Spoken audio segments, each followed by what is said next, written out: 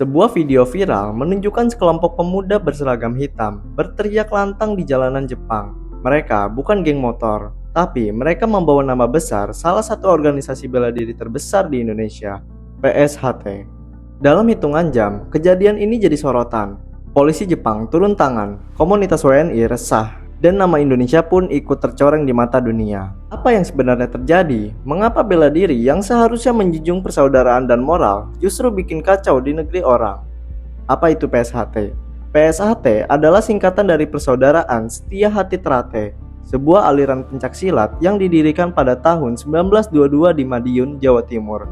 Tujuan utamanya adalah membentuk manusia berbudi luhur, tahu benar dan salah, serta menjunjung tinggi nilai persaudaraan. PSHT terkenal dengan kedisiplinan, loyalitas, dan kekompakannya. Di Indonesia, PSHT memiliki jutaan anggota dan cabang di berbagai provinsi, bahkan telah berkembang ke luar negeri, termasuk Jepang. Tapi, apakah nilai-nilai itu tetap dibawa saat PSHT menyebar ke luar negeri? PSHT di Jepang awalnya damai. PSHT mulai dikenal di Jepang sekitar tahun 2015 sampai 2016. Terutama melalui komunitas pekerja migran Indonesia yang membawa budaya silat ke sana. Kegiatan latihan silat dilakukan di taman atau gym. Awalnya fokus pada olahraga dan menjaga tradisi budaya Indonesia di luar negeri. Bahkan sempat mendapat apresiasi dari komunitas lokal Jepang sebagai bentuk budaya yang unik dan disiplin. Namun, belakangan citra itu mulai tercoreng. Viral, aksi PSHT picu kekacauan.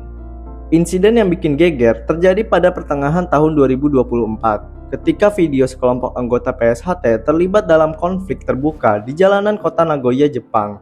Mereka terlihat konvoi menggunakan motor, membawa atribut, dan melakukan yel-yel keras yang memicu keresahan warga. Beberapa saksi mata menyebut ada keributan antar sesama WNI yang terlibat konflik antar perguruan pencaksilat. Polisi Jepang turun tangan. Beberapa orang diamankan karena dianggap mengganggu ketertiban umum.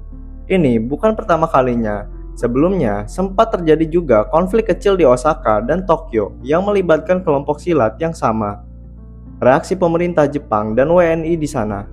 Pemerintah Jepang sangat ketat terhadap segala bentuk kekerasan dan pelanggaran hukum, termasuk oleh pendatang. Komunitas WNI di Jepang menyayangkan insiden tersebut karena bisa berdampak buruk pada citra warga Indonesia di mata masyarakat Jepang. Beberapa kelompok diaspora mendesak agar organisasi-organisasi pencaksilat di Jepang dibekukan atau diawasi ketat. PSHT Pusat angkat bicara. Pihak PSHT Pusat langsung memberikan klarifikasi setelah kejadian itu menjadi viral. Mereka menegaskan bahwa tindakan kekerasan tidak mencerminkan ajaran resmi PSHT, lalu mengutuk keras segala bentuk kekerasan yang dilakukan mengatasnamakan organisasi. Beberapa cabang luar negeri diminta untuk melakukan evaluasi internal dan membina ulang anggotanya. Sayangnya, di era digital, citra buruk bisa tersebar jauh lebih cepat dari klarifikasi. Budaya loyalitas buta di kalangan anggota. Fenomena ini tak lepas dari budaya loyalitas yang sangat tinggi di lingkungan pencaksilat. Di satu sisi, loyalitas ini membentuk rasa persaudaraan yang kuat, tapi di sisi lain mudah dimanipulasi menjadi fanatisme, bahkan permusuhan antar sesama perguruan. Di Jepang, gesekan antar sesama WNI dari perguruan berbeda seringkali menjadi pemicu konflik yang dibawa ke ranah publik. Apa pelajaran yang bisa diambil? Menjaga budaya dan tradisi Indonesia di luar negeri adalah hal positif. Tapi ketika nilai-nilai luhur dikhianati dengan aksi kekerasan, maka bukan hanya citra organisasi yang rusak, tapi juga nama baik Indonesia ikut tercoreng. Seharusnya pencaksilat menjadi alat diplomasi budaya, bukan ajang menunjukkan siapa yang lebih kuat. Mengapa PSHT bisa menyebar ke Jepang? Penyebaran PSHT ke Jepang tak lepas dari eksodus besar-besaran pekerja migran asal Indonesia sejak awal 2000-an. Banyak dari mereka adalah anggota PSHT di kampung halaman. Saat berada di Jepang, mereka membentuk komunitas silat sebagai cara melepas rindu dan menjaga jati diri budaya. PSHT juga berkembang lewat jaringan mahasiswa dan pelajar Indonesia yang tinggal di Jepang untuk studi atau kerja paruh waktu. Jadi, penyebaran PSHT awalnya benar-benar positif dan dibangun atas dasar kekeluargaan.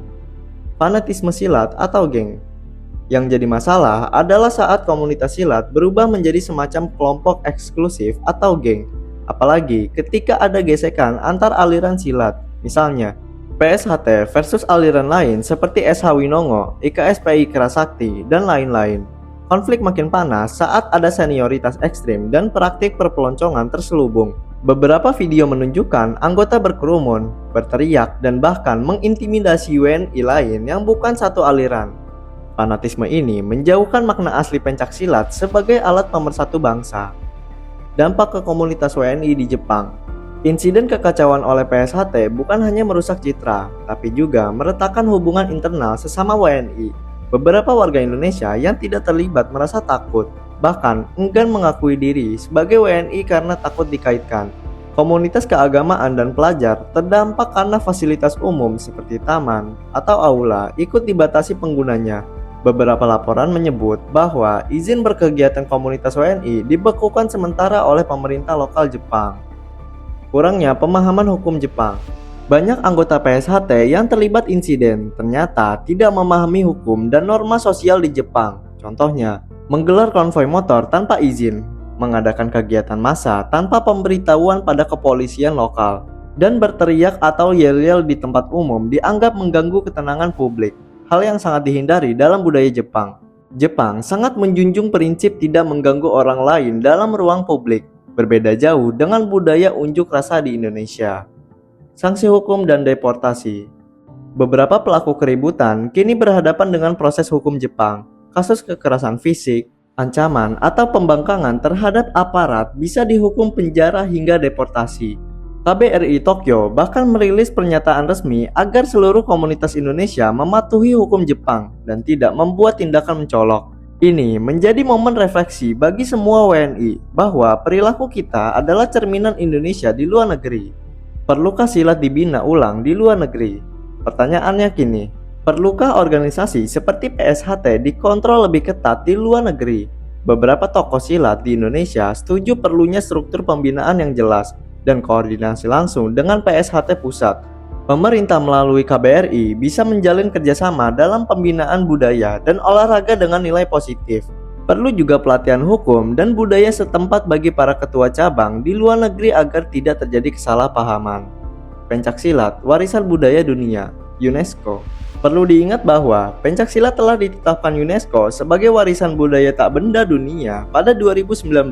Dengan status itu, Indonesia punya tanggung jawab moral untuk menjaga nilai-nilainya tetap positif dimanapun berada. Jika pencaksilat dikenal karena keributan, maka reputasi budaya Indonesia bisa rusak. Sebaliknya, jika dijaga, silat bisa menjadi alat diplomasi budaya yang sangat kuat di luar negeri. Kisah PSHT yang bikin geger Jepang adalah peringatan penting bahwa membawa budaya ke luar negeri butuh tanggung jawab, bukan sekedar kebanggaan. Organisasi sebesar PSHT memiliki peran strategis dalam menjaga martabat bangsa. Dan untuk para anggotanya, ingatlah, silat bukan hanya soal jurus, tapi soal hati. Soal bagaimana menjadi manusia yang tahu benar dan salah. Terima kasih telah menonton video ini sampai akhir. Jangan lupa like dan share video ini jika menurutmu video ini bermanfaat. Sampai jumpa di video selanjutnya.